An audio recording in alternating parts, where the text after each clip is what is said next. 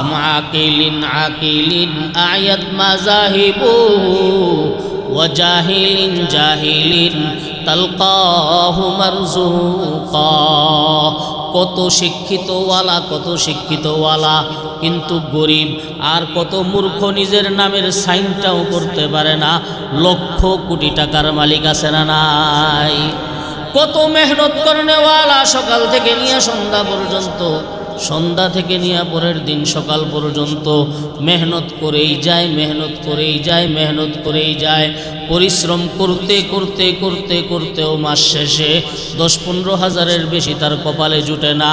আরেকজন পরিশ্রমী করে না, কিন্তু লক্ষ টাকা তার অ্যাকাউন্টে জমা হয়ে যায়, আছে না নাই? তাহলে ধনী গরিব বানান যিনি, তিনি কে? ধনী গরিব বানান যিনি, তিনি হলেন আল্লাহ।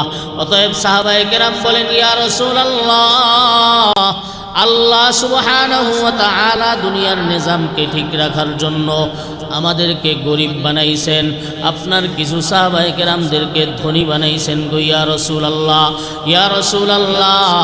যার কারণে তারা হজ করতে পারেন, আমরা হজ করতে পারি না। তারা দান করতে পারে, আমরা দান করতে পারি না। কিন্তু তারাও নামাজ পড়ে, আমরাও নামাজ পড়ি। তারাও রোজা রাখে, আমরাও রোজা রাখি। ইয়া রাসূলুল্লাহ, দিলের মধ্যে বড় পেরেশানি। জান্নাতের মধ্যে এই মানুষগুলো আমাদের আগে চলে যাবে, দুনিয়ার মধ্যেও আগে, জান্নাতেও আগে। ইয়া রাসূলুল্লাহ, মেহেরবানি করে আমাদেরকে কোনো সমাধান দান করেন। রাসূলুল্লাহ সাল্লাল্লাহু আলাইহি ওয়া আলিহি ওয়াসাল্লাম 2 রকম বর্ণনা আছে। আল্লাহর নবী বলেন, তোমাদেরকে একটা আমল বলতে চাই, যে আমল যদি তুমি করো তাহলে তোমার চেয়ে বেশি আমল করনেওয়ালা আর কেউ হবে না। 1 নম্বর আমল হলো তুসাব্বিহুনা ওয়া তুহাম্মিদুনা ওয়া তুকাব্বিরুনা দুবুরা কুল্লি সালাতিন সালাসান ওয়া সালাসিনা মাররাতান। ও আমার গরিব সাহাবীরা, তোমরা প্রতি ফরজ নামাজের পরে 33 বার সুবহানাল্লাহ পড়বা, 33 বার আলহামদুলিল্লাহ পড়বা, 33 বার আল্লাহু আকবার পড়বা। অপর বর্ণনায় আছে 34 বার আল্লাহু আকবার পড়বা। দুনো বর্ণনাই সহিহ। 33 99। ওই বর্ণনার মধ্যে আছে শেষে একবার লা ইলাহা ইল্লাল্লাহু ওয়াহদাহু লা শারীকা লাহু লাহুল মুলকু ওয়া লাহুল হামদু ওয়া হুয়া আলা কুল্লি শাইইন কাদির। এই 99 আর 1 মিলে হয় 100। আর কোন কোন বর্ণনার মধ্যে আছে তুসাব্বিহুনা সালাসান ওয়া সালাসিন ওয়া তুহাম্মিদুনা সালাসান ওয়া সালাসিন ওয়া তুকাব্বিরুনা আরবাআতান ওয়া সালাসিন। 33 বার সুবহানাল্লাহ, 33 বার আলহামদুলিল্লাহ, 34 বার আল্লাহু আকবার পাঠ করবা। ও আমার সাহাবীরা, যদি এই আমলটা তুমি নিয়মিত করতে পারো তাহলে তোমার চেয়ে বড় মর্যাদাওয়ালা, সম্মানওয়ালা আর কেউ হবে না। সুবহানাল্লাহ। সুবহানাকা লা ফাহমা লানা ইল্লা মা ফাহামতানা ইন্নাকা আনতাল জাওয়াদুল করিম। अंदाज बयां गरचे बहुत शौक नहीं है, अंदाज बयां गरचे बहुत शौक नहीं है, शायद के उतर जाए तेरे दिल में मेरी बात, शायद के उतर जाए तेरे दिल में मेरी बात। या वसाअत अफलाक में तकबीर मुसलसल, या खाक के आगोश में तस्बीह मुनाजात, या खाक के आगोश में तस्बीह मुनाजात।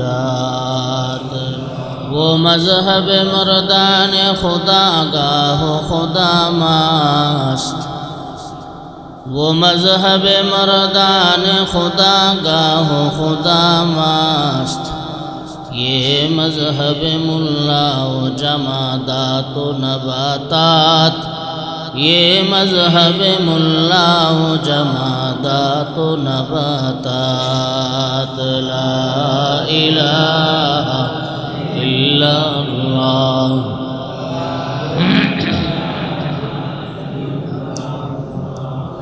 لا إله إلا الله লাখো কোটি শুকর ও সুজুদ যে রব্বে করিম আমাদেরকে তার হুকুম জুমার নামাজ আদায় করার উদ্দেশ্যে দুনিয়ার পবিত্র স্থান, বরকতময় স্থান, সম্মান ও মর্যাদার স্থান, আল্লাহর ঘর মসজিদে আসার বসার তৌফিক দান করেছেন ও কোরআন ও সুন্নাহর ভিত্তিতে দ্বীনের নিসবতে দ্বীনি কিছু কথা বলার ও শোনার মতো সুযোগ আমাদেরকে দান করেছেন। নেয়ামতের শুকর আদায়ার্থে সকলে অন্তর থেকে জবান খুলে কালিমাতুশ শুকর আদায় করি, বলি আলহামদুলিল্লাহ। কোরআনে হাকিমে আল্লাহ সুবহানাহু ওয়া তাআলা বলেন, ওয়াসারিউ ইলা মাগফিরাতিম মির রাব্বিকুম ওয়া জান্নাতিন আরদুহাস সামাওয়াতু ওয়াল আরদ উইদ্দাত লিল মুত্তাকিন। তোমরা দ্রুততার সাথে প্রতিযোগিতা করো,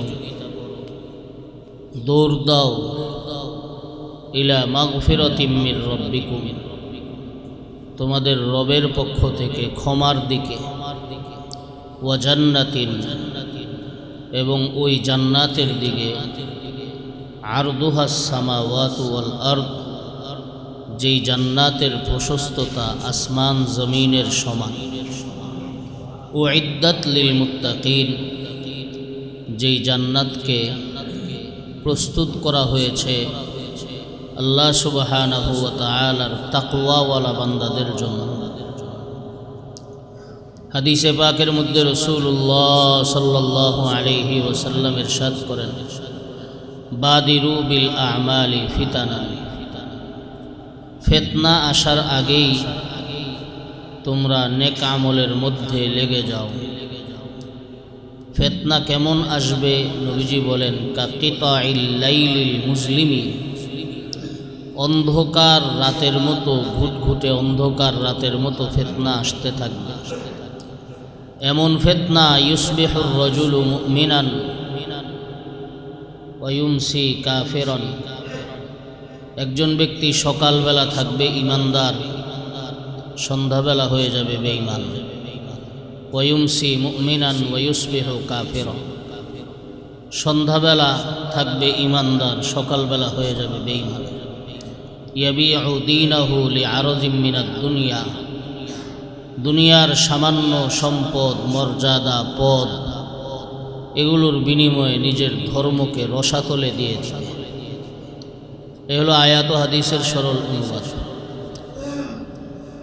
প্রতি জুমার দিন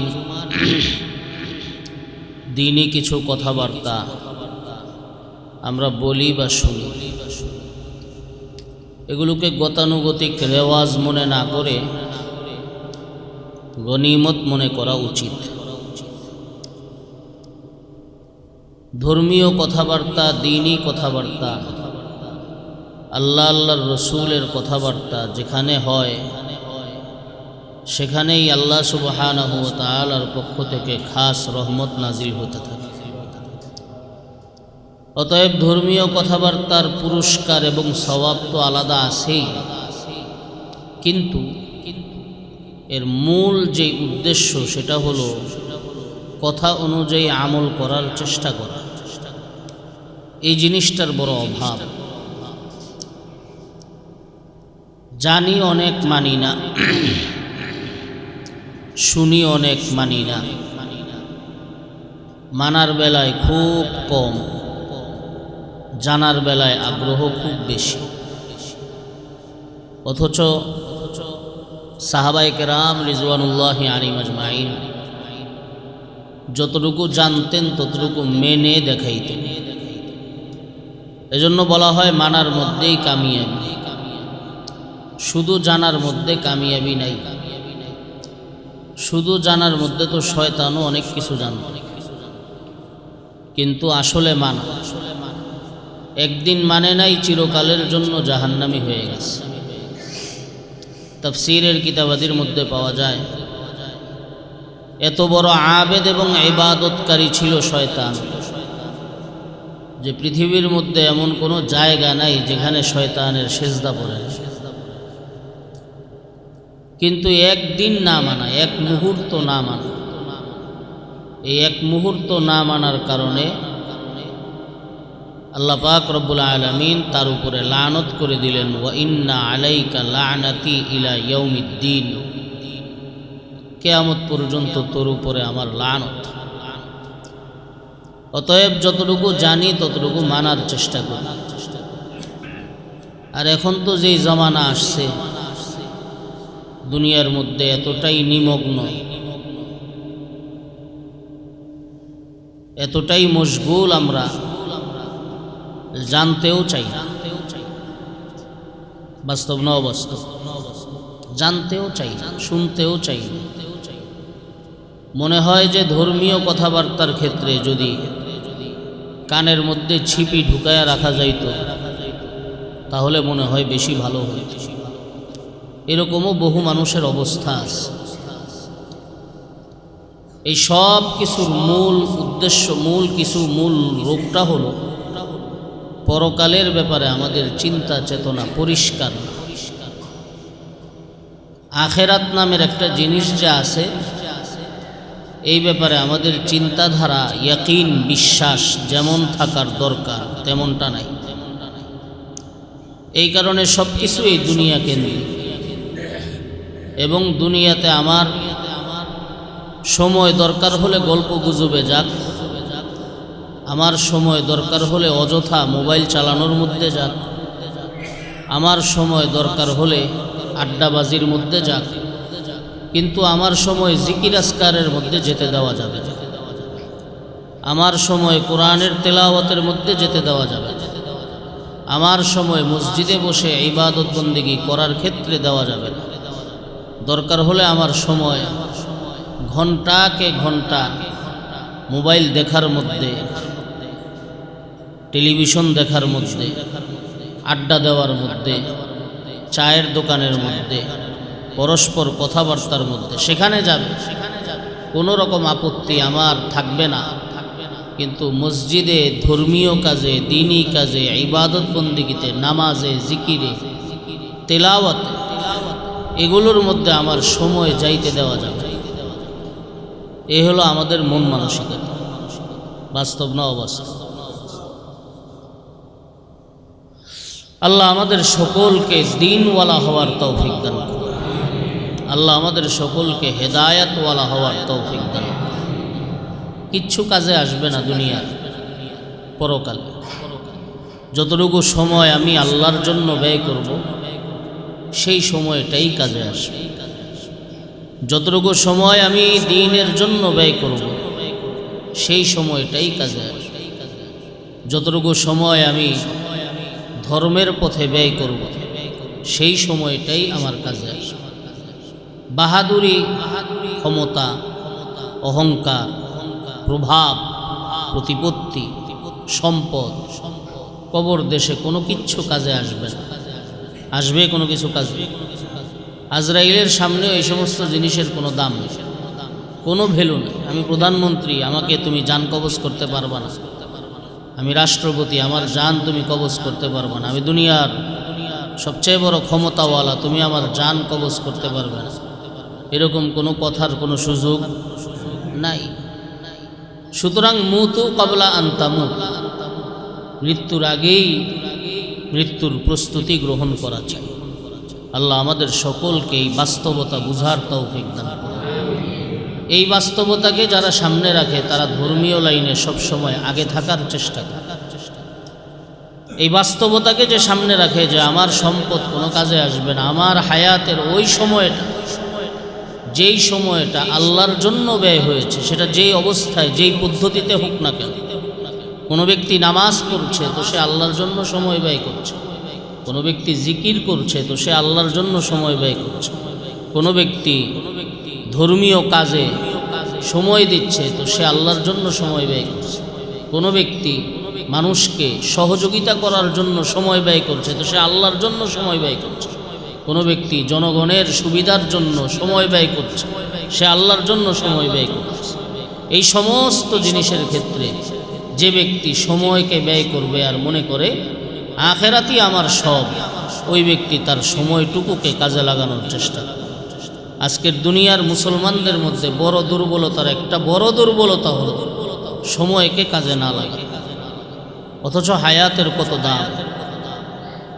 মনে কষ্ট নেবেন না, মসজিদে আসলে কত আগে মসজিদ থেকে যাইব এই হলো চিন্তা। আসার ক্ষেত্রে পরে, যাওয়ার ক্ষেত্রে আগে। বাস্তব না অবাস্তব? অনেক ভাই মোহাব্বতের ভাইয়েরা আছেন যারা আসেনি যখন ফাজকুরুনি আযকুরকুম ওয়াশকুরুলি ওয়ালা তাকফুরুন বলা হয় তখন। ঠিক না বে ঠিক? আসেনি যখন একেবারে খুতবা শেষ হইয়া যখন নামাজের জন্য দাঁড়াবে তখন। আর এই কোন রোগ, আরেক রোগ। জুমার নামাজের সময় শুরু হলেই আশপাশের মধ্যে দোকানপাট দেওয়ার এক প্রতিযোগিতা শুরু হয়ে যায়। মনে হয় যেন আল্লাহর কোরআনের আয়াত আমাদের ক্ষেত্রে ভিন্ন রকম। আল্লাহ সুবহানাহু ওয়া তাআলা কোরআনে বলেন, ইয়া আইয়ুহাল্লাযীনা আমানু ইযা নুদিয়া লিস-সালাতি মিন ইয়াউমিল জুমুআহ ফাসআউ ইলা যিকরিল্লাহ। জুমার দিন যখন জুমার নামাজের জন্য তোমাদেরকে ডাকা হবে তখন তোমরা জুমার নামাজ আদায় করার জন্য যাও। আর আমাদের অবস্থা হইল জুমার আজান দেয় তো আমরা আস্তে আস্তে দোকানপাট বন্ধ করে বাড়ি ঘরে যাই, এরপরে প্রস্তুতি হইয়া আস্তে আস্তে মোটামুটি ইন্নাল্লাহা ইয়া'মুরু বিল আদলি ওয়াল ইহসান ওয়া ইতাই যিল কুরবা এর সময়টা যখন আসে তখন মাশাআল্লাহ আমরা আসি। হ্যাঁ, এতক্ষণ সময়ের ব্যবসায় আপনি অনেক উন্নতি করে ফেলবেন, ব্যাপারটা কিন্তু এরকম না। এতক্ষণ সময়ের দুনিয়ার কাজকর্মে যে আপনি অনেক কিছু করে ফেলবেন, ব্যাপারটা কিন্তু এরকম না। বরকত দেওয়ার মালিককে। কাউকে আল্লাহ পাক রব্বুল আলামিন অনেক দেন কিন্তু জীবনে বরকত দেন না, আর কাউকে আল্লাহ দেন খুব সামান্য কিন্তু বরকত দেন অনেক বেশি। উপকার এবং ফায়দা কোনটার মধ্যে বেশি? অল্প কিন্তু এর ফজিলত এবং বরকত বেশি।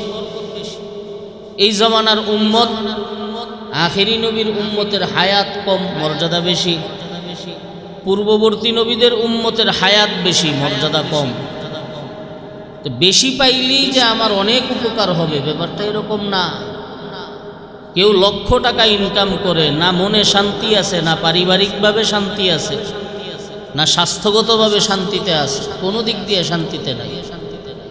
আর কেউ মাত্র 15,000 20,000 টাকা ইনকাম করে কিন্তু তার কোনো পেরেশানিই নাই। উপকার দ্বিতীয়টার মধ্যে বেশি। অতএব ধর্মের বিধান অমান্য করে আমি হয়তো পয়সা করি কামাইতে পারবো, দুনিয়া উপার্জন করতে পারবো, কিন্তু এর মধ্যে আল্লাহর পক্ষ থেকে রহমত এবং বরকত সেটা থাকবে না। আপনি যদি বলেন যে আল্লাহর রহমত বরকত এগুলো আমি মানি টানি না, এগুলো আমি বিশ্বাস করি না, তাহলে তো আপনি মুসলমানই না, আপনার সাথে আমার কোনো কথাই নেই। আর যদি বলেন না আপনি একজন মুসলমান, আপনি একজন ইমানদার, পরকালের কাজ করতে না পারলেও মানি, মনে প্রাণে বিশ্বাস করি, মোহাব্বত করি, তাহলে আপনার সাথে আমার কথা। আল্লাহ আমাদের সকলকে বুঝার তৌফিক দান করুন। অতএব জুমার দিন আগে আগে মসজিদে আসার চেষ্টা করা, আগে ভাগে মসজিদে আসার চেষ্টা করা, এবং যেই কথাগুলো হয় এই জায়গা থেকে, যেই কথাগুলো হয় ব্যক্তি হিসেবে না, এই জায়গায় দায়িত্বশীল যে থাকবে, যেই কথাগুলো হয় ওই কথাগুলোকে দিলের কানে শোনা এবং মানার চেষ্টা করা আমাদের সকলের দায়িত্ব ও কর্তব্য। আল্লাহ আমাদের সকলকে বুঝার তৌফিক দান করুন।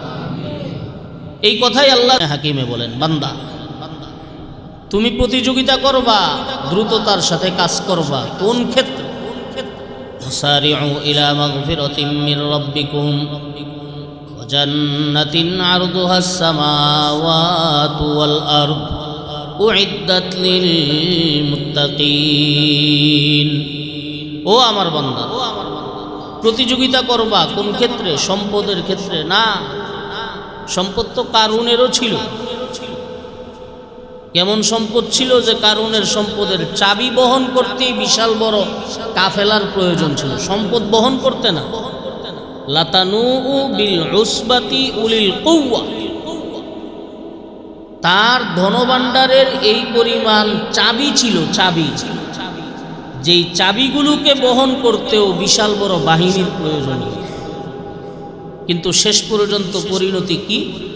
ফাখাসাফনা বিহি ওয়া বিদারিহিল আরদ, তাকেও জমিনে ধসায় দিছি, তার সম্পদও আমি জমিনে ধসায় দিছি, তাকেও জমিনে ধসায় দিছি। হযরত ইবনে আব্বাস রাদিয়াল্লাহু আনহু তো বলেন, কারণ যাইতেছে যাইতেছে যাইতেছে, যাইতেই থাকবে, যাইতেই থাকবে, যাইতেই থাকবে, কিয়ামত পর্যন্ত জমিনে ধসতেই থাকবে। সুতরাং আমার প্রতিযোগিতা সম্পদের ক্ষেত্রে হবে না। তাহলে কোন ক্ষেত্রে? ক্ষমতার ক্ষেত্রে। দুনিয়ার ক্ষমতারও কোনো দাম নেই, দুনিয়ার ক্ষমতার কোনো দাম নেই, এটা আমাদের সামনে চাক্ষুষ। সম্মানের চোখে যাকে দেখি, কিছুদিন পরে তাকে অসম্মানের চোখে দেখি। যাকে আগে অসম্মানের চোখে দেখতাম, কিছুদিন পরে তাকে সম্মানের চোখে দেখি। যার গলার মধ্যে ফুলের মালা উঠত, সুযোগ পাইলেই তার গলার মধ্যে জুতার মালা উঠে যায়। আবার যার গলার মধ্যে জুতার মালা উঠত, সুযোগ মতো তার গলার মধ্যে ফুলের মালা উঠে যায়। তাহলে বোঝা গেল ক্ষমতারও কোনো দাম নাই, দুনিয়ার ক্ষমতার কোনো দামই নাই। কারণ ইজ্জত সম্মান দেওয়ার একমাত্র মালিক কে? ওয়ালিল্লাহিল ইজ্জাতু ওয়া লিরাসূলিহি ওয়া লিল মুমিনিন। সমস্ত সম্মানের চাবিকাঠি আল্লাহর হাতে। মান কানা ইউরিদুল ইজ্জাতা ফালিল্লাহিল ইজ্জাতু জামিআ। স্পষ্ট কথা, কোরআনের কথা। তোমাদের যে ব্যক্তি সম্মান চায় সে যেন মনে রাখে সমস্ত সম্মানের মালিক একমাত্র কে? আল্লাহ। সমস্ত সম্মানের মালিক আল্লাহ। সুতরাং সম্মান চাইতে হইলে ওনার কাছ থেকেই নিতে হবে, আর ওনার কাছ থেকে সম্মান নেওয়ার মাধ্যমের নাম হলো তাকওয়া। ওনার কাছ থেকে সম্মান নেওয়ার মাধ্যমের নাম কি? এজন্য আল্লাহ বলেন, ইন্না আকরামাকুম ইনদাল্লাহি আতকাকুম। তোমাদের মধ্যে আমার কাছে বেশি সম্মানিত কে? অমুক চৌধুরী, অমুক ক্ষমতাওয়ালা না, অমুক টাকাওয়ালা, অমুক নেতা না। ইন্না আকরামাকুম ইনদাল্লাহি আতকাকুম। যার দিলের মধ্যে তাকওয়া যত বেশি, ধর্মের লাইনে যে যত আগানো, তার সম্মান আমি আল্লাহর কাছে তত বেশি। এজন্য হযরত বেলাল হাবশী রাদিয়াল্লাহু তাআলা,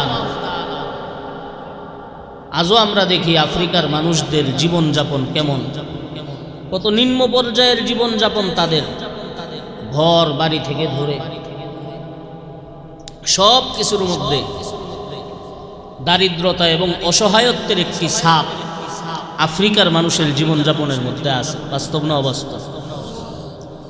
দেখতে শুনতেও তেমন ভালো না, সম্পদ ক্ষমতা এই সমস্ত জিনিসের ক্ষেত্রেও তেমন সুবিধার না। যদিও আল্লাহ সুবহানাহু ওয়া তাআলা তাদেরকে অনেক কিছু দান করেছেন, কিন্তু পৃথিবীর ক্ষমতাওয়ালাদের নানান চক্রান্তের কারণে এই মানুষগুলো কোণঠাসা। পৃথিবীর ক্ষমতাওয়ালা বেঈমান ইয়াহুদ নাসারা, তাদের ক্ষমতার কারণে মুসলমানদেরকে আল্লাহ দান করেছেন অনেক কিছু, কিন্তু সেই দানগুলোকে মুসলমানরা কাজে লাগাইতে পারে নানান কারণ, ভূ রাজনীতির নানান অবস্থা। সচেতন মানুষ মাত্রই বুঝে কি অবস্থা চলে এবং চলছে। মধ্যপ্রাচ্য নিয়ে কি অবস্থা চলছে, কে কার সাথে লাগলো এবং এর পরিণতিতে মুসলমানদের কি হইল না হইল, এটা যে সচেতন তারা ঠিকই বুঝতেছে যে দুনিয়া কোন অবস্থায় যাচ্ছে। আর ইমানের কমজোরি, আমলের কমজোরির কারণে আমাদের শাসকদেরও অবস্থা এরকম যে তারা বিধর্মীদের পদলেহন করা ছাড়া আর কোনো রাস্তা তাদের, বিধর্মীদেরকে নম করা ছাড়া, ট্রাম্প বাবাকে খুশি করা ছাড়া তাদের আর কোনো রাস্তা। সব কিছুর সুখ তারা এটাকেই মনে করে নিছে। ইমান থেকে কমজোরি, এভাবেই চলতে থাকবে দুনিয়া। আরও দিন যত আসবে তত খারাপই আসতে থাকবে। খারাপ হতে হতে হতে হতে এক পর্যায়ে আল্লাহ সুবহানাহু ওয়া তাআলা হযরত মাহদির মাধ্যমে এই উম্মতকে আবার পুনর্জীবন দান করবেন ইনশাআল্লাহ। তো হযরত বেলাল হাবশী রাদিয়াল্লাহু তাআলা আনহু গরিব সাহাবী ছিলেন, নবীজির সাথে থাকতেন সব সময়। নিজের ঘর বাড়ি বলতে কিছুই থাকতো না, কিছুই ছিল না। কি পর্যায়ের গরিব যে কাফেররা তাদেরকে নাক ছিটকাইতো, এমন পর্যায়ে কাফেররা এসে নবীজিকে বলে, ইয়া রাসূলুল্লাহ, হে মুহাম্মদ। রাসূলুল্লাহ বলতো না, মুহাম্মদ তোমার কাছে আমাদের আসতে মনে চায়, তোমার কথাবার্তা শুনতে মনে চায়, কারণ তুমি আমাদের মধ্যে একজন সম্ভ্রান্ত ব্যক্তি, তোমার বংশের একটা মর্যাদা, তোমার বাপ দাদাদের একটা আলাদা মর্যাদা আমাদের মধ্যে আছে।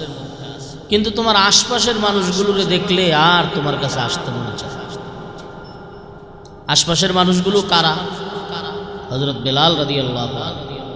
আশপাশের মানুষগুলো কারা? হযরত আব্দুল্লাহ ইবনে মাসউদ রাদিয়াল্লাহু আনহু।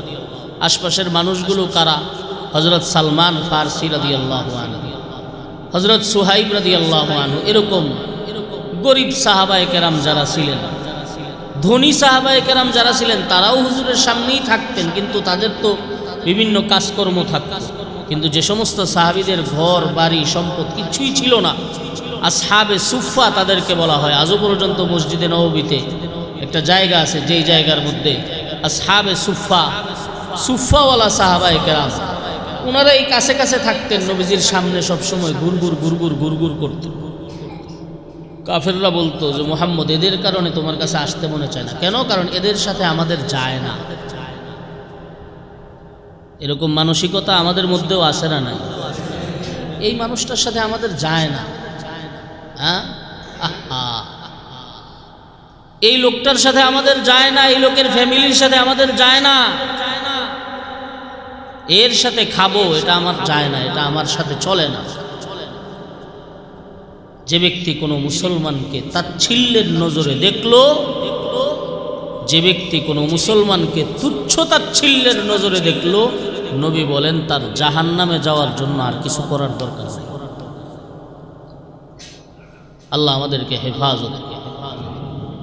নবীজি সাল্লাল্লাহু আলাইহি ওয়াসাল্লামের মনের মধ্যে আসছে শুধু এতটুকু যে কাফেরের কথা তো ঠিক না, কিন্তু আমার আশপাশের এদেরকে যদি একটু সরাইয়া তাদেরকে যদি একটু জায়গা দেওয়া যাইতো, তাহলে তারা দ্বীনের কথা শুনলে, তারা যদি ঈমান আনতো, তাহলে পুরো মক্কাই ঈমান নিয়ে আসতো। এই চিন্তায় নবীজি তাদেরকে একটু সাইড করবেন ভাব, সাথে সাথে আল্লাহ পাক আয়াত নাজিল করে দিয়েছেন, সাবধান, ওয়াসবির নাফসাকা মা'আল্লাযীনা ইয়াদউনা রাব্বাহুম বিল গাদাতি واصبر نفسك مع الذين يدعون ربهم بالغداة والعشي يريدون وجهه ولا تعد عيناك عنهم يا رسول الله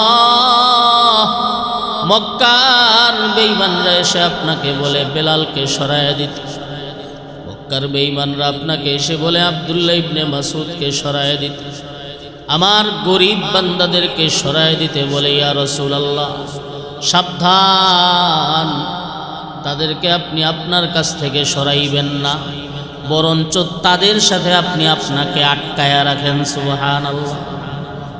দরকার নাই ওই বেঈমানদের ঈমান আনার, ওই বেঈমানদের ঈমান আনার দরকার নাই। সুতরাং আপনি বেলালকে ভুলেও সরাইবেন না আপনার কাছ থেকে, ভুলেও ইবনে মাসউদকে সরাইবেন। তাহলে আল্লাহর কাছে দাম হলো তাকওয়ায়ের, আল্লাহর কাছে দাম হলো দ্বীনের। আল্লাহ আমাদের সকলকে দ্বীনওয়ালা হওয়ার তৌফিক দান করুন। অতএব জুমার দিন মসজিদে আগে ভাগে আসতে রাজি আছি তো ইনশাআল্লাহ। আপনারা তো আগে আসেনি, যারা আগে আসেন এরা তো আসবেন একেবারে। আর কারো আবার বাস্তবতা বলি আর কি, আসে পরে তো টাকা উঠে কম। বাস্তব না অবাস্তব? কমিটি তো আমাকে বলে যে তাড়াতাড়ি বয়ান শেষ করে দিতে, কোনোভাবেই যেন একটা 20-এর পরে আলোচনা না যায়। কথা তো ঠিক, কিন্তু এই সুযোগে আবার অনেক ভাইয়েরা আশাই শুরু করেন একটা 20-এর পরে। ঠিক না? বুঝেন নাই কথা?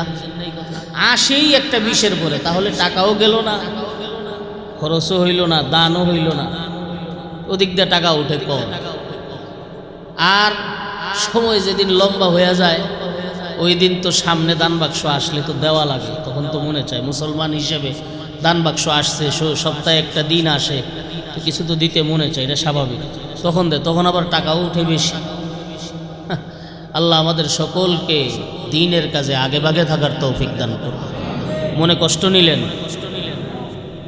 জুমার আজানের পরে বেচা কিনা করা হারাম। এই সহজ জিনিসটা আমরা বুঝি না। জুমার আজানের পরে বেচা কিনা করা হারাম। ইয়া আইয়ুহাল্লাযীনা আমানু ইযা নুদিয়া লিস-সালাতি, আল্লাহর স্পষ্ট কথা। যখন জুমার জন্য তোমাদেরকে ডাকা হয়, জুমার জন্য ডাকা হয় আজানের মাধ্যমে, ঠিক না বেঠিক? নাকি অন্য কিছুর জন্য ডাকা হয়?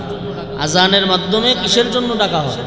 জুমার জন্য ডাকা। আমরা আজান হইলে কেউ কেউ দোকানপাট খুইলা বসি, কি করতেছি? আল্লাহ আমাদের সকলকে বুঝার তৌফিক দান করুন। অতএব ধর্মীয় কাজের ক্ষেত্রে পিছনে না আগে? আরো জোরে বলেন, আগে আগে থাকার চেষ্টা করব। আল্লাহ বলেন ওয়াসারিউ ইলা মাগফিরাতিম মির রাব্বিকুম ওয়া জান্নাতিন আরদুহাস সামাওয়াতু ওয়াল আরদ উইদ্দাত লিল মুত্তাকিন। ও বান্দা, তোমার প্রতিযোগিতা দুনিয়ার সম্পদের ক্ষেত্রে হবে না, তোমার প্রতিযোগিতা দুনিয়ার ক্ষমতার ক্ষেত্রে হবে না। কারণ সম্পদ আজ আছে কাল নাই, তোমার ক্ষমতা আজ আছে কাল নাই, তোমার প্রভাব আজ আছে কাল নাই। কিন্তু দিন গ্রহণ করার কারণে যেই সম্মান আল্লাহর পক্ষ থেকে হবে, ওই সম্মান আগেও ছিল, এখনো আছে, চিরকাল থাকবে, ঠিক না বেঠিক? ওয়াসারিউ ইলা মাগফিরাতিম মির রাব্বিকুম। অতএব বান্দা দৌড় দাও। কিসের দিকে দৌড় দিবা? কিসের দিকে দৌড় দিবা? ইলা মাগফিরাতিম মির রাব্বিকুম, তোমাদের রবের ক্ষমার দিকে দৌড় দিবা। কে কার আগে আল্লাহ পাক রব্বুল আলামিনের ক্ষমার অধিকারী হইতে পারো? কে কার আগে আল্লাহ পাক রব্বুল আলামিনের প্রিয় হইতে পারো? কে কার আগে জান্নাতে আগে বাড়তে পারো? কে কার আগে জাহান্নাম থেকে দূরে সরতে পারো? এই চেষ্টায় তুমি থাকবা, তাহলেই তুমি ঈমানদার।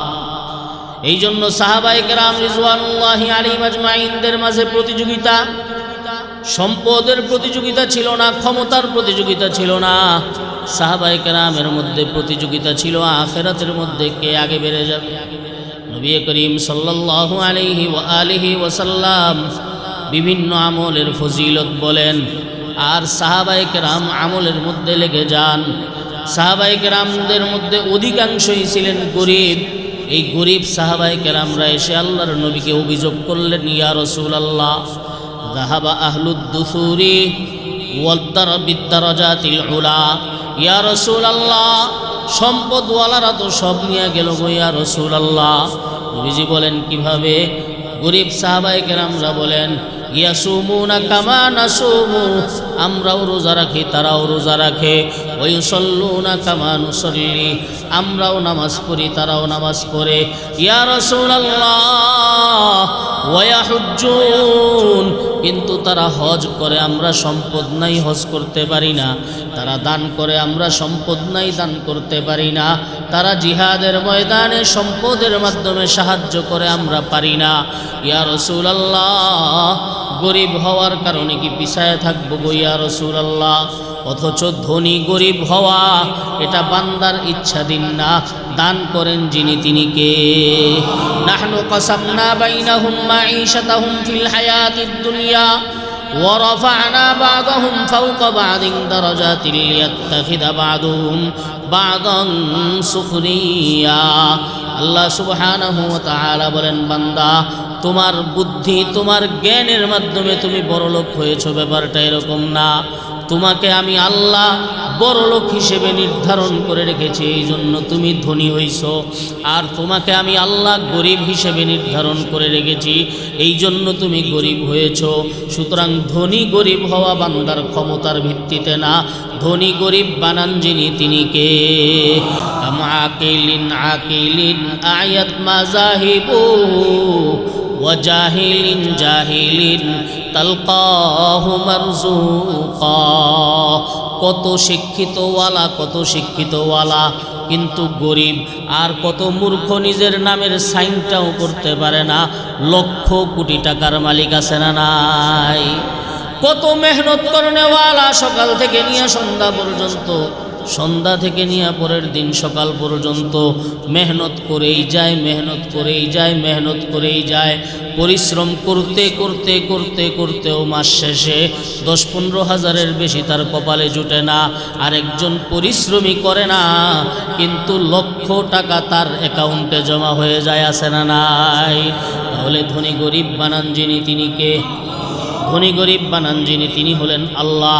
অতএব সাহাবায়ে কেরাম বলেন, ইয়া রাসূলুল্লাহ, আল্লাহ সুবহানাহু ওয়া তাআলা দুনিয়ার নিজামকে ঠিক রাখার জন্য আমাদেরকে গরিব বানাইছেন, আপনার কিছু সাহাবায়ে কেরামদেরকে ধনী বানাইছেন গো ইয়া রাসূলুল্লাহ।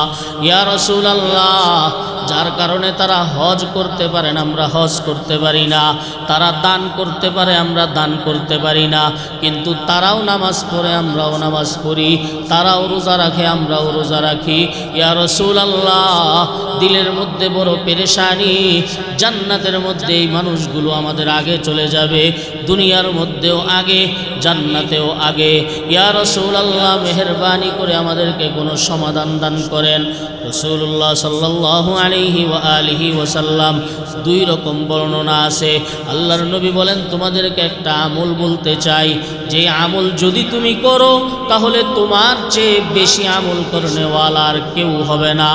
এক নম্বর আমল হলো তুসাব্বিহুনা ওয়া তুহাম্মিদুনা ওয়া তুকাব্বিরুনা দুবুরা কুল্লি সালাতিন সালাসান ওয়া সালাসিনা মাররাতান।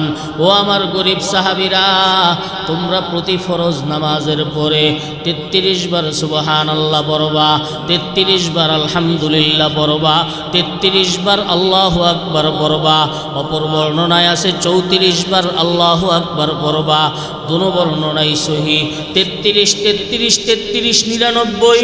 ওই বর্ণনার মধ্যে আছে শেষে একবার লা ইলাহা ইল্লাল্লাহু ওয়াহদাহু লা শারীকা লাহু লাহুল মুলকু ওয়া লাহুল হামদু ওয়া হুয়া আলা কুল্লি শাইইন কাদির। এই 99 আর এক মিলে হয় 100। আর কোন কোন বর্ণনার মধ্যে আছে তুসাব্বিহুনা সালাসান ওয়া সালাসিন ওয়া তুহাম্মিদুনা সালাসান ওয়া সালাসিন ওয়া তুকাব্বিরুনা আরবাআতান ওয়া সালাসিন। 33 বার সুবহানাল্লাহ, 33 বার আলহামদুলিল্লাহ, 34 বার আল্লাহু আকবার পাঠ করবা। ও আমার সাহাবীরা, যদি এই আমলটা তুমি নিয়মিত করতে পারো তাহলে তোমার চেয়ে বড় মর্যাদাওয়ালা, সম্মানওয়ালা আর কেউ হবে না। সুবহানাল্লাহ।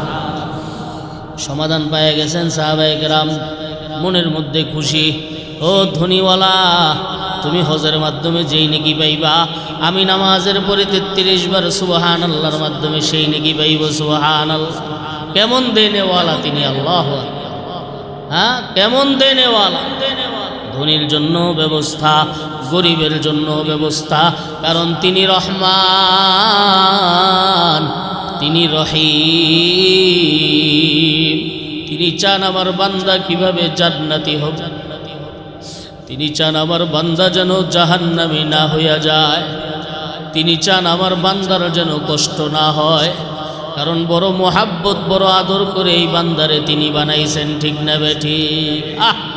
আল্লাহর মোহাব্বত বুঝি না আমরা, শুধু বুঝি দুনিয়া দুনিয়া।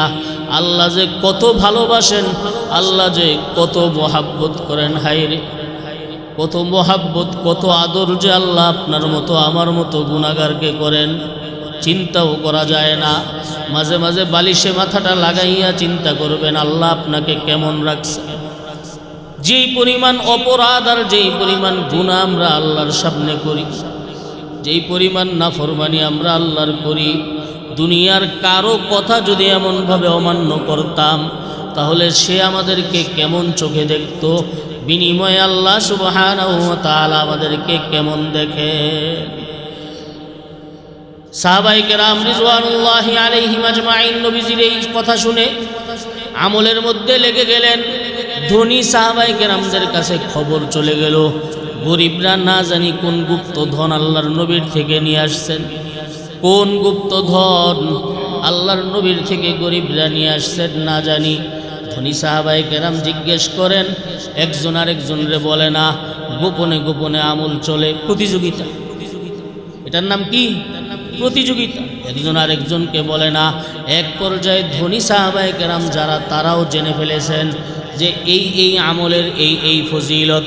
এবার ধনীরাও আমল করা শুরু করে দিছেন, কারণ তারা তো আমাদের মতো ধনী না। আমরা তো ধনী হইলে আমাদের পা জমিনের মধ্যে লাগে না, ঠিক না বে ঠিক?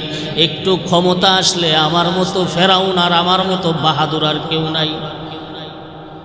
ফেরাউনের সাজে নিজেকে সাজাইতে এত আগ্রহ আমাদের, ফেরাউনের মতো নিজের স্বভাব বানাইতে এত আগ্রহ আমাদের।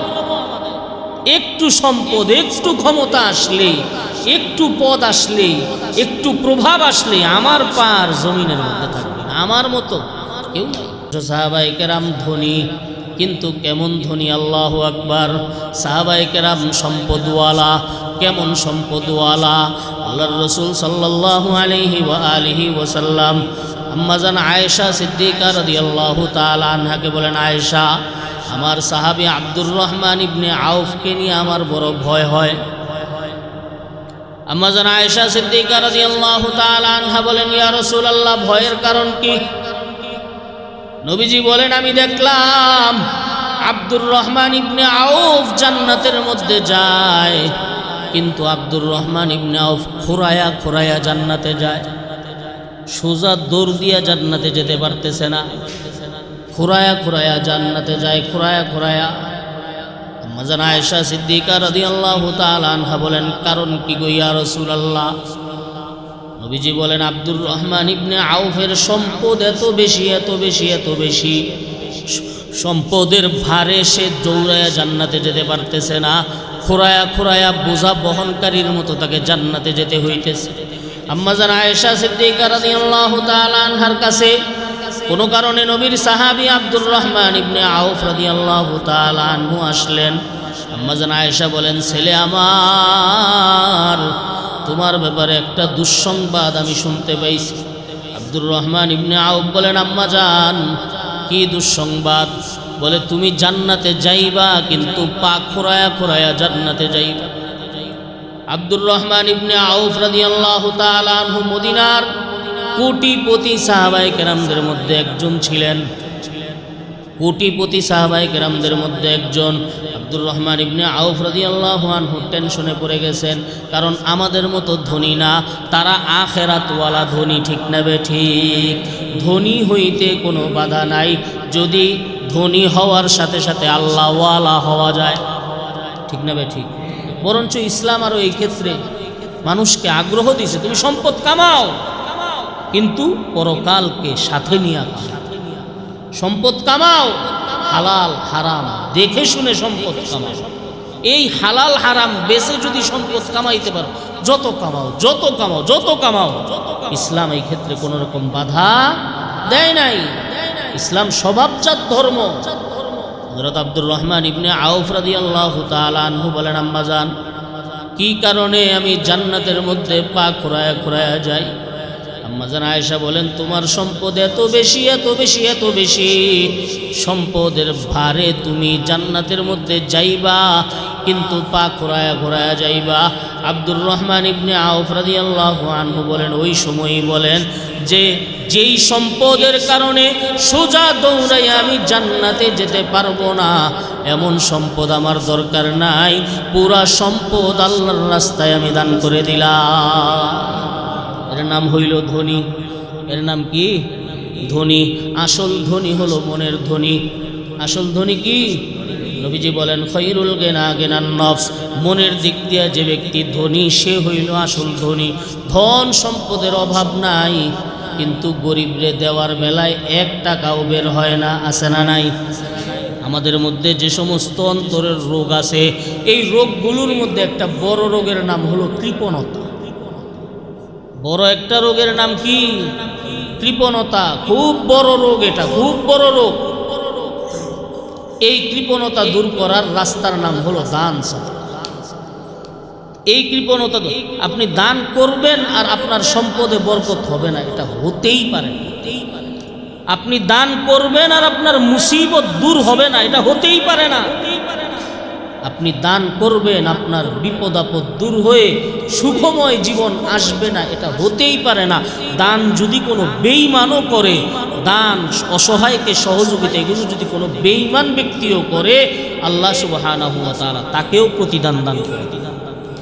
সেই জায়গায় আপনার মতো ইমানদার যদি দান সদকার মধ্যে আগায় আসেন, আল্লাহ পাক রব্বুল আলামিন কত বেশি আপনাকে দান করবে।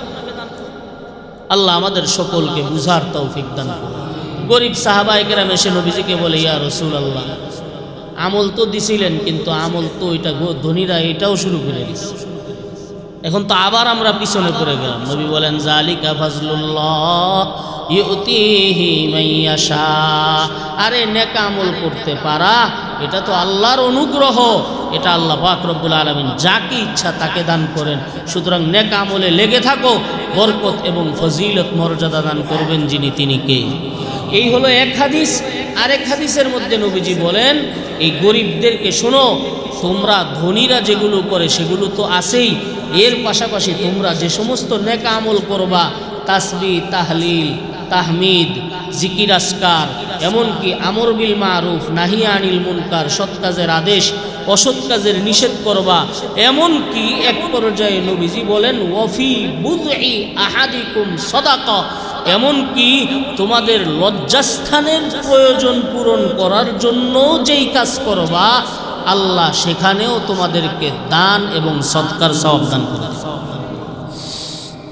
অনেকগুলো নেক আমলের কথা নবীজি বললেন যে এই সবগুলো নেক আমলের বিনিময়ে আল্লাহ পাক রব্বুল আলামিন তোমাদের সকলকে, তোমাদের গরিবদেরকে দান এবং সদকার সওয়াব দান করবেন। এক পর্যায়ে নবীজি বলেন, তিরমিজির হাদিস, বুখারীর হাদিস, ওয়াফি বুজই আহাদিকুম সাদাকা, এমনকি তোমাদের কেউ যদি নিজের লজ্জাস্থানের প্রয়োজন পূরণ করে, সেখানেও আল্লাহ দানের সওয়াব দান করে। সাহাবায়ে কেরাম তো অবাক। সাহাবায়ে কেরাম বলেন, ইয়া রাসূলুল্লাহ, একজন স্বামী তার স্ত্রীর সাথে স্বামী স্ত্রী সুলভ আচরণ করবে, আর সেখানেও দানের সওয়াব। নবীজি বুঝাইয়া দিলেন, আরে তার এই প্রয়োজনটা যদি হারাম জায়গায় পূরণ করত, গুনাহ হইতো কি না? সাহাবায়ে কেরাম বলেন, অবশ্যই গুনাহ হইতো। নবীজি বলেন, তাহলে হালাল জায়গায় করলে সওয়াব হবে। হারাম জায়গায় করলে যদি গুনাহ হয়, তো হালাল জায়গায় করলে কি হবে? সেই সওয়াবের নামই সদকা। আল্লাহ আমাদের সকলকে নেক আমলের মধ্যে সব সময় আগে ভাগে থাকার তৌফিক দান করুন, আমিন।